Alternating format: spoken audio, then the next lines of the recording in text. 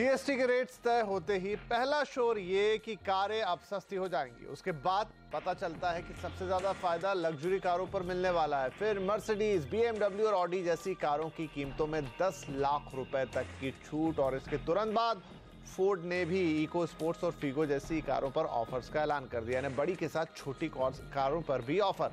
अब सवाल ये पैदा हो गया है कि जीएसटी का फायदा तो 1 जुलाई से मिलना चाहिए, फिर अभी से दाम कैसे घट गए? और कंफ्यूजन ये कि कारें अभी लें तो ज्यादा फायदा है या जीएसटी लागू हो जाने के बाद? तो आज का कार्यक्रम ऐसे तमाम कंफ्यूजन्स को दूर करेगा और हम कर रहे हैं खास चर्चा जिसमें हमारे साथ शामिल हो रहे हैं डेलॉयट इंडिया के सीनियर डायरेक्टर एमएस मणि साहब और ऑटो एक्सपर्ट टूटू धवन साहब। बहुत स्वागत है आप दोनों का।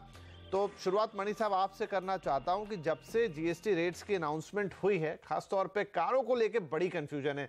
हमने देखा कि वित्त मंत्री साहब भी आए और उन्होंने बोला कि देखिए छोटी कारें कोई महंगी नहीं होने वाली हैं, लेकिन अभी भी कहीं कोई क्लैरिटी नहीं है कि क्या महंगा होगा क्या सस्ता होगा। कंपनियां रोज दाम घटाए जा रही हैं। अभी तक ये था कि बड़ी कंपनियों ने घटाए थे, जो महंगी कारें, फोर्ड ने भी कल आके दाम घटा दिए, तो मतलब छोटी कारों पे भी ये डिस्काउंट शुरू हो गया। तो है क्या कारें सस्ती हो रही है, महंगी हो रही है? आप हमें समझाइए। ओके पहली बात तो यह है कि जीएसटी का कोई डायरेक्ट लिंकेज नहीं है गाड़ी के साथ में, जो आज की तारीख में हो रही है, क्योंकि जीएसटी की जो रेट लागू होने वाली है वो तो 1 जुलाई से होने वाली, राइट। तो आज की तारीख में जो प्राइस रिडक्शंस हो रही है या जो कंज्यूमर स्कीम्स हो रही हैं, मेरे हिसाब से इनका मकसद ज्यादा है ओल्ड इन्वेंट्री क्लियर करने का, राइट। और जीएसटी अच्छा रीजन है। It's a very good reason to give by saying things are going to become more expensive. मेरे हिसाब से पहले भी बहुत से सेक्टर्स में जब इंडिया में कोई भी चीज हम कहते हैं कि फ्यूचर में महंगी होने वाली है, वो श्योर शॉर्ट रेसिपी है वो पर्टिकुलर प्रोडक्ट बिकने के लिए, चाहे वो जरूरी हो नहीं जरूरी हो, क्योंकि उसमें क्या होता है, कंज्यूमर का जो डिमांड है वो प्रीपोन हो जाता है, राइट। तो जो लोग वेट एंड वॉच मोड में रहते हैं, ये सोच के कि मैं तय करूंगा इन द मंथ ऑफ अगस्त या सितंबर, जो टिपिकली फेस्टिव सीजन है, बहुत से लोग अपने कार परचेसेस फेस्टिव सीजन में करते हैं जी, जो अगस्त में शुरू होती है और नवंबर तक चलती है। तो जुलाई जनरली, जून और जुलाई फ्लैट मंथ्स रहते हैं जनरली ऑटोमोबाइल परचेसेस के लिए। तो शायद ये एक रीजन हो सकता है जहां पर ये डिमांड प्रीपोन हो सकता है। अब जहां पर रेट्स का सवाल है, ये सही है कि रेट्स में मार्जिनल रिडक्शन है, स्मॉल कार्स के ऊपर ज्यादा रिडक्शन नहीं है, रेट्स मोर और लेस फ्लैट हैं जीएसटी में, जबकि प्रेजेंट रेट के साथ अगर हम कंपेयर करते हैं। तो मैं एक दर्शकों की समझाइश के लिए वो ग्राफिक्स में भी दिखाई देगा, आप भी देख सकते हैं, दर्शक भी देखें। अगर हम छोटी कारों की बात करें तो इस वक्त उन पे जो कुल टैक्स आता है वो कुछ 35% के आसपास। देखिए आपके सामने बेस रेट 28% है। अगर मैं जीएसटी वाला दूसरा ग्राफिक लूं, यहां पर की छोटी कार में क्या है, तो ये पेट्रोल और डीजल दोनों का कंपैरिजन है। 28 लगेगा दोनों के ऊपर, सेस लगेगा 1% पेट्रोल पर और 3% जो लगेगा वो है डीजल पर। और जीएसटी में जो कुल टैक्स आएगा वो 29% और 31% रिस्पेक्टिवली पेट्रोल डीजल। अभी जो टैक्स लगता है वो करीब 35.5% पेट्रोल पर, उतना ही करीब डीजल पर। तो जब इसमें से हम घटा जोड़ करेंगे तो जो बचत आ रही है पेट्रोल कारों पर वो 6.5% आ रही है और डीजल कारों पर करीब 4.5% के आसपास की। तो ये सिनेरियो अभी है। इसके बाद क्या ये सिनेरियो सही है, क्या ये कैलकुलेशन सही है? और दूसरा ये कि इसमें तो दिख रहा है साफ की चीजें सस्ती होनी चाहिए। ये कैलकुलेशन तो बिल्कुल सही है, पर इसमें ध्यान क्या रखना है कि स्टेट वाइज गाड़ी के ऊपर जो वैट की रेट है वो यूनिफॉर्म नहीं है। Okay, number 1। नंबर 2, कुछ स्टेट्स जैसे मुंबई है, यहां पर गाड़ी के ऊपर ऑक्ट्रॉय भी लगती है। तो उसकी वजह से in general cars are far more expensive in Mumbai, right, compare to let us say Delhi, हाँ जी, जहां पर ऑक्ट्रॉय नहीं है। तो स्टेट वाइज कंपैरिजन का जो कंपैरिजन निकलेगा कि कार की प्राइसेस कितनी कम होंगी या कितनी ज्यादा होंगी, वो वेरी करेगा जी। जबकि जीएसटी में सारे स्टेट्स यूनिफॉर्म बन जाएंगे। पहली बात। दूसरी बात, अच्छा, तो ये आपने बड़ा ही अच्छा सवाल कर दिया, क्योंकि हम मुंबई में ही बैठे हैं और लोग यहाँ पे बड़ा वो करते हैं कि अब मुंबई में गाड़ी महंगी पड़ती है तो MH0102 की जगह कोई 47 पकड़ता है, कोई 36 पकड़ता है। ये जीएसटी आने के बाद सब खत्म हो जाएगा? कुछ हद तक खत्म हो जाएगा, क्योंकि जो दूसरी जगह की गाड़ी रजिस्टर होती है स्टेट में, एक वजह रहती है वैट रेट्स की डिफरेंशियल की वजह से, दूसरी वजह रहती है जो रजिस्ट्रेशन चार्जेस हैं जिसको हम आरटीओ कहते हैं, वो भी डिफरेंस है अक्रॉस स्टेट्स। ओके, अब आरटीओ की जो चार्जेस हैं वो सब्ज्यूम नहीं हुई है जीएसटी में। ओके, वो नहीं आ रही है, वो नहीं आ रही है जीएसटी में। ओके। तो आरटीओ की चार्जेस जो हैं स्टेट वाइज और रीजन वाइज, तो दमन की जो आरटीओ चार्जेस हैं वो डिफरेंट है मुंबई से। ओके, गुजरात की आरटीओ चार्जेस डिफरेंट है मुंबई से, तो वो डिफरेंस तो रहेगी। अब उसको बाद में जाके वो यूनिफॉर्म करेंगे कि नहीं देखना है, पर आज की तारीख में RTO charges are not being subsumed in GST.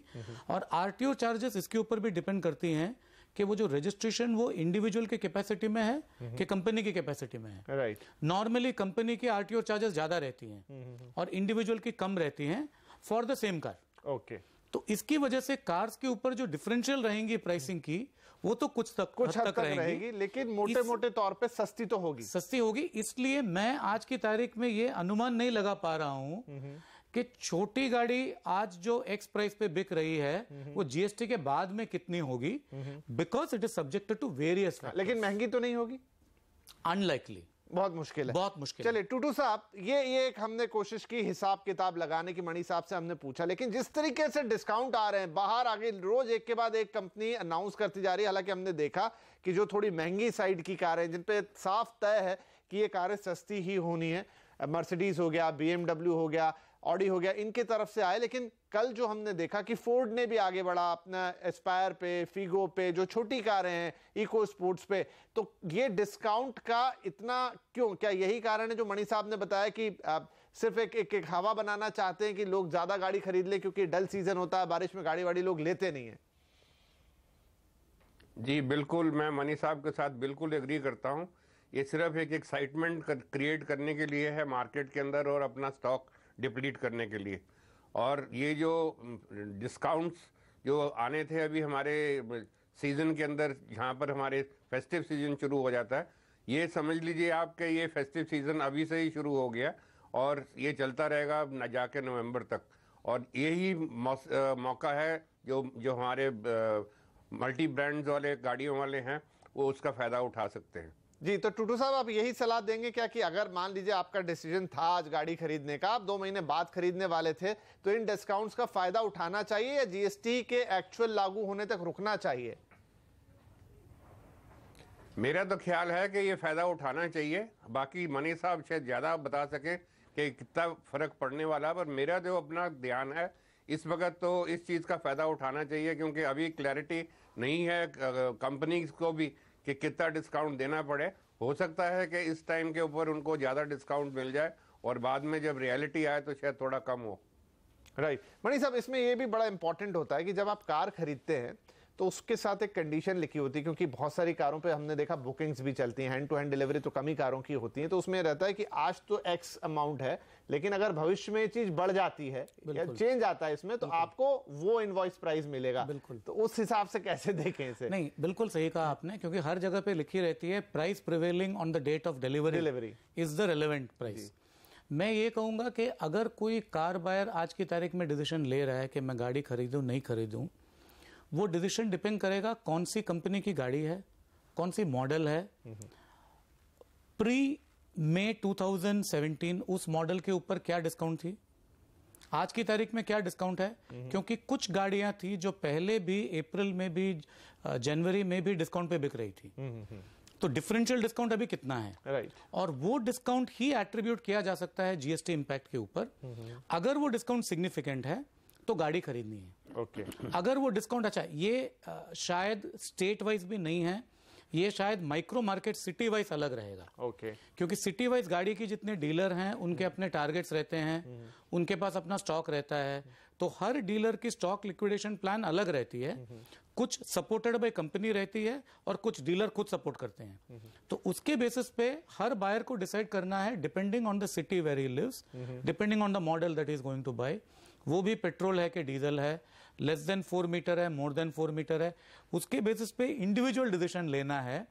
और जनरल तरीके से शायद कोई ये तय नहीं कर पाएगा कि मैं गाड़ी अभी लूं कि मैं 2 महीना बाद पोस्टपोन करूं? क्योंकि बड़ा कंफ्यूजन है, कई लोग हमसे ये सवाल पूछ रहे हैं कि क्या करें, जीएसटी के बाद महंगी होगी सस्ती होगी, बड़ा कंफ्यूजन। टुडू साहब एक बात मुझे बताइए, क्योंकि देखिए डीलरशिप्स तो जो है वो थोड़ा अपने फायदे के लिए सोचती हैं, और जैसा हम बात कर ही रहे हैं कि उन्होंने प्रीपोन्ड कर दिए अपने डिस्काउंट, तो क्या किसी एक डीलर की बजाय मल्टीपल डीलर इंक्वायरी की जाए? और अगर तब भी नहीं समझ में आता है तो आप हर कंपनी की साइट पर उनका अपना डायरेक्ट नंबर भी होता है, क्या सीधे कंपनी से पूछ लिया जाए, मारुति से पूछ लिया जाए, हुंडई से पूछ लिया जाए कि आगे आपके प्राइसेस का होना क्या है?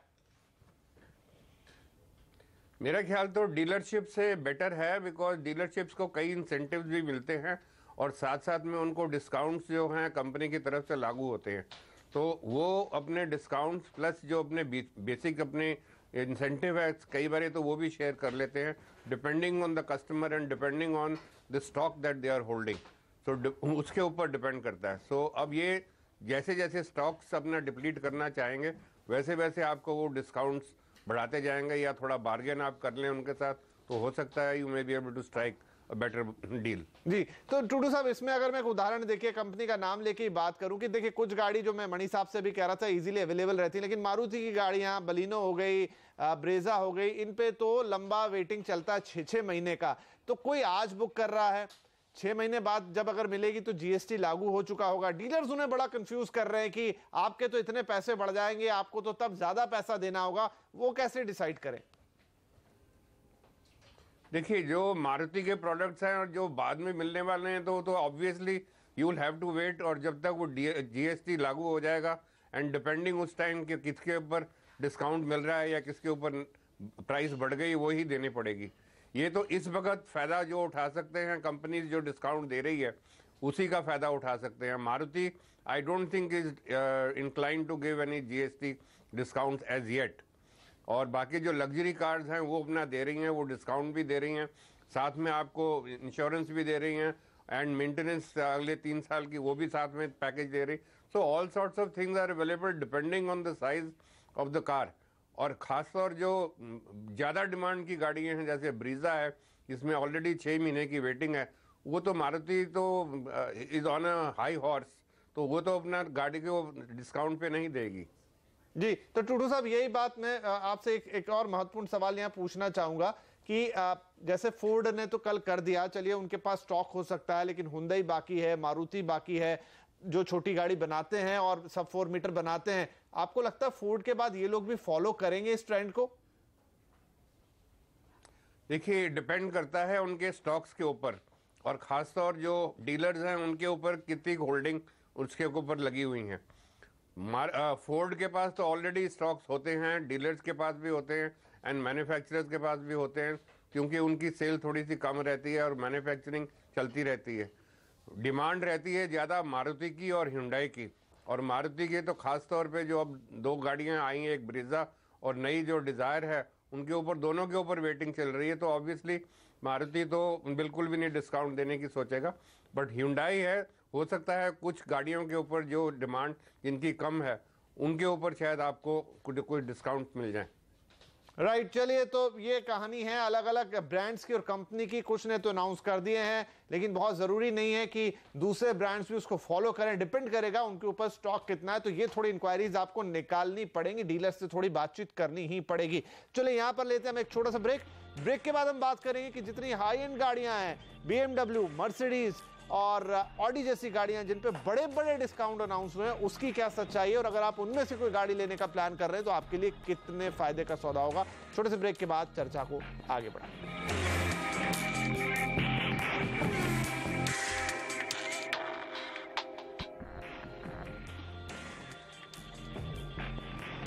तो आज हम बात कर रहे हैं जीएसटी, कारें और कंफ्यूजन, क्योंकि जब से जीएसटी के रेट अनाउंस हुए हैं कारों को लेकर बड़ा कंफ्यूजन है, महंगी होगी सस्ती होगी, दूसरी तरफ कंपनियों के धड़ाधड़ डिस्काउंट। तो कंज्यूमर सोच रहे हैं कि करें क्या, रुकें, अभी खरीद लें। अभी तक हमने बात की छोटी कारों का, लेकिन एक बड़ी कारों का भी बड़ा है कि भाई बात माना यह जाता है कि जो लग्जरी कारें हैं उन पे ज्यादा टैक्स लगता है, लेकिन अब यहां तो उल्टा होने जा रहा है। जीएसटी के बाद अगर हम कैलकुलेशन को देखें तो जो बड़ी कारें हैं, खासतौर पे 1500 सीसी से ऊपर वाली कारें हैं, उनमें आपको बचत होगी, और यही कारण है शायद कि धड़ाधड़ हम देख रहे हैं कि उस पर डिस्काउंट्स पहले से ही अनाउंस हो रहे हैं। मणि साहब, ये थोड़ा कंट्राडिक्टरी नहीं है कि लग्जरी कारें जो कायदे से महंगी होनी चाहिए थी, वो 7-7%, 10-10% तक अब सस्ती हो जाएंगी? नहीं, मेरे हिसाब से कार की जो क्लासिफिकेशन है, small cars, mid sized cars और लग्जरी एंड एसयूवीज में, इनमें उन्होंने सेस लगाया है at the maximum possible rate, right, 15% जी। अब 15% से ज्यादा वो सेस लगा भी नहीं सकते हैं। अब 15% लगाने के बाद भी उन्होंने ये देखा है कि ये कार्स की जो एग्जिस्टिंग टैक्स है वो इतनी ज्यादा है कि उसके मुकाबले में जीएसटी में कम हो रही है, राइट। तो इसलिए इन किस्म की जितनी कार हैं, सो हाई एंड कार्स हैं और एसयूवीज हैं, शायद जीएसटी के बाद में इनका थोड़ा सा प्राइस रिडक्शन रहेगा, क्योंकि सरकार ने ये कहा है कि जीएसटी में एंटी प्रॉफिटेरिंग क्लॉज भी है, तो अगर टैक्स रेट्स कम हो जाती है, differential in tax rate has to be passed on to consumer. अब उन्होंने ये नहीं कहा है कि this has to be passed on to consumer only for essential products और ओनली फॉर 18% प्रोडक्ट्स। उन्होंने ये कहा कि सारे पदार्थ के ऊपर जो टैक्स रेट कम हो जाती है उसको कंज्यूमर तक पास ऑन करना चाहिए। तो इसलिए शायद जो हाई एंड कार्स हैं वो थोड़े बहुत सस्ते हो जाएंगे। इसमें हमें ये देखना है कि जब तक जीएसटी आ जाती है तब तक फॉरेन एक्सचेंज की रेट क्या रहती है, क्योंकि मेजॉरिटी ऑफ जो हाई एंड कार्स हैं ये इंपोर्टेड हैं, और ये इंपोर्टेड हैं एज अ कार और imported under completely knockdown condition. बहुत सी गाड़ियां हैं जो यूरोप से इंपोर्ट होती हैं या जापान से इंपोर्ट होती हैं। So depending on India's relative strength of the foreign currency vis a vis yen और विजावी यूरो, अगर वो बढ़ जाती है कार्स वैसे भी महंगी हो जाएंगी। तो इसमें इस हिसाब से जुलाई 1 से जो प्राइस होगा कार्स का, whether it will be significantly different compared to the present price, ये बहुत फैक्टर्स के ऊपर डिपेंड करेगा। चलिए, हमारा जो मोटा हिसाब है कि एसयूवीज जो है वो करीब 10% तक सस्ती होंगी, और जो 1500 सीसी से ज्यादा की जो बड़ी कारें हैं, जो नॉन एसयूवी है, वो करीब 7% तक सस्ती होंगी। टूटू साहब, अब चूंकि धड़ाधड़ इन बड़ी कंपनियों ने तो डिस्काउंट दे दिए, लाखों में डिस्काउंट नजर आ रहे हैं, लेकिन क्या इनकी किसी तरह से तुलना कर सकते हैं कि जीएसटी के बाद अगर रुके तो शायद वो चीज ऑटोमेटिकली मिलेगी, या ज्यादा मिल जाएगी, या फिर अभी फायदा उठाया जाए? देखिए, ये जो ऑफर है ये तो बेसिकली इनको एक्साइटमेंट करने के लिए है कंज्यूमर्स को, कि ये जीएसटी के हम रेट आपको पहले ही दे रहे हैं। बाकी इट इज ऑब्वियस कि जब जीएसटी लागू हो जाएगा तो जो डिस्काउंट्स हैं या जो प्राइसेस कम होंगी वो तो इनको देनी ही पड़ेंगी। As per the law they have to pass it on to the consumer, और मेरा नहीं ख्याल कि उसके बाद कोई फर्क पड़ने वाला है। तो कोई रश करने की जरूरत नहीं है, आज ही दे रहे हैं जो 1 जुलाई के बाद देने होंगे। जी, तो कोई रश करने की जरूरत नहीं है इन कारों में? मेरा नहीं ख्याल को ऐसी रश करने की जरूरत है। बाकी ये है, जब मार्केट में थोड़ी सी एक्साइटमेंट आ जाती है, जब ये चीजें अनाउंस हो जाती हैं, तो कंज्यूमर सोचता है कि आज ही खरीद लूं, हो सकता है शायद मैं बेटर बेनिफिट कर ले लूंगा, जीएसटी आने से बाद शायद कम मेरे को डिस्काउंट मिले। जी, चलिए ठीक है। तो बड़ी कारों में ये तय है कि आने वाले वक्त में उनमें कीमतों में कमी आने वाली, लेकिन जैसा यहाँ पे मणि साहब हमें बता रहे थे कि देखना होगा कि डिफरेंशियल कितना होता है और दूसरे कुछ फैक्टर्स उस पर रहेंगे। लेकिन हाँ, एक मोटा हिसाब अभी यही कहता है कि इनकी कीमतें घटेंगी, और खासतौर पे जो महंगी कैटेगरी की कारें हैं, ऑडी, बीएमडब्ल्यू, मर्सिडीज, और यही कारण है कि आप देख रहे हैं इन्होंने दाम इस वक्त घटा दिए। चलिए, हम यहाँ लेते हैं एक छोटा सा ब्रेक के बाद आके इस चर्चा को कंक्लूड करेंगे, क्योंकि एक मिड सेगमेंट ऐसा भी है जहां कार महंगी हो जाएगी, तो वहां आपको क्या करना चाहिए, चर्चा होगी इस छोटे से ब्रेक के बाद।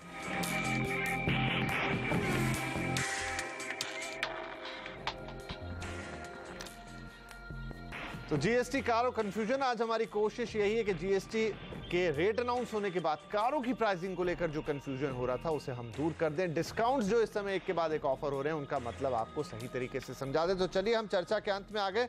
मणि साहब, एक सेक्शन ऐसा हमने देखा, छोटी कार की बात कर ली, वो सस्ती होने वाली है, बड़ी कार भी हम देख रहे हैं, एसयूवी या जो लग्जरी मॉडल्स, लेकिन जो बीच का सेगमेंट है 1200 से 1500 सीसी, हमारा कैलकुलेशन कहता है कि करीब 7-7.5% का यहाँ नुकसान होगा, कीमतें बढ़ जाएंगी। तो ये ऐसा क्यों कि महंगी कार सस्ती, सस्ती कार भी सस्ती, लेकिन बीच वाली कैटेगरी मात खा गई?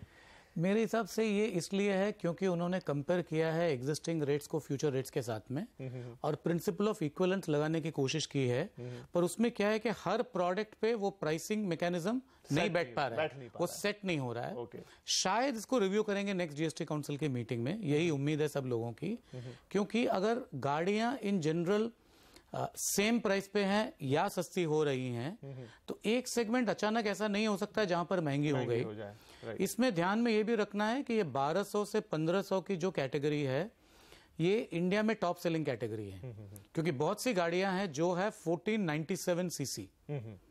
तो सबसे अच्छी जितनी गाड़ियां हैं, so for example most popular sedan which is Honda city, that is 1497 CC. तो 1497 सीसी की गाड़ियां सबसे ज्यादा बिकती हैं, और ये अगर महंगी हो जाती हैं, उसका प्राइस इंक्रीज एब्जॉर्ब करना मैन्युफैक्चरर्स को भी काफी मुश्किल होने वाला है। तो शायद जब उन्होंने फाइन प्रिंट को रियलाइज किया है, they would have approached the government, और गवर्नमेंट को उन्होंने शायद रिक्वेस्ट किया होगा कि जब प्रिंसिपल ऑफ इक्विवेलेंस फॉलो कर रहे हैं और जब सरकार ने ये कहा है कि गाड़ियों के ऊपर रेट बढ़ने वाली नहीं है, तो इसको कम से कम सेम रखा जाए। राइट। तो जस्ट टू कंक्लूड, टूडू साहब, अगर अभी तो कोई इस तरह का डिस्काउंट ऑफर नहीं, लेकिन जो ये 1200 से 1500 सीसी जो बता रहे हैं 1497 सीसी वाली गाड़ियां और टॉप ब्रांड्स उसमें सेल करते हैं, बड़ा हॉट सेगमेंट है, यहां पर अगर कोई ऑफर आता है तो क्या उसे ले लेना चाहिए? मेरा तो यही ख्याल है, इस टाइम के ऊपर ले लेना चाहिए, क्योंकि हो सकता है जैसे मनी साहब एक्सप्लेन कर रहे हैं कि उनकी प्राइस डिफरेंशियल में फायदा नहीं होने वाला, तो हो सकता है कि उसकी प्राइस आपको कम भी ना मिले जीएसटी लागू होने के बाद। तो इस टाइम के ऊपर कोई ऑफर आए भी तो I think one should jump for it. चलिए साहब, तो ये हो गई कार की बातें। जीएसटी के बाद हम उम्मीद करते हैं कि हमने काफी हद तक जो कारों की कीमत को लेकर कंफ्यूजन था उसको दूर कर दिया है। अगर आप इस समय कार खरीद रहे हैं, कार खरीदने का मन बना रहे थे या बुकिंग करा चुके हैं, हर तरीके के जो सवाल आपके मन में आ सकते हैं, आज उसका जवाब देने की कोशिश की हमने मणि साहब के साथ और टूटू धवन साहब के साथ, ताकि आपको अपना डिसीजन लेने में यहां पर मदद मिल सके। तो मणि साहब और टूटू धवन साहब, आप दोनों का ही बहुत शुक्रिया आज हमारे साथ इस कार्यक्रम में शामिल होने के लिए। लेकिन CNBC आवाज पर लगातार खबरें जारी हैं, आप बने रहिए हमारे साथ। नमस्कार।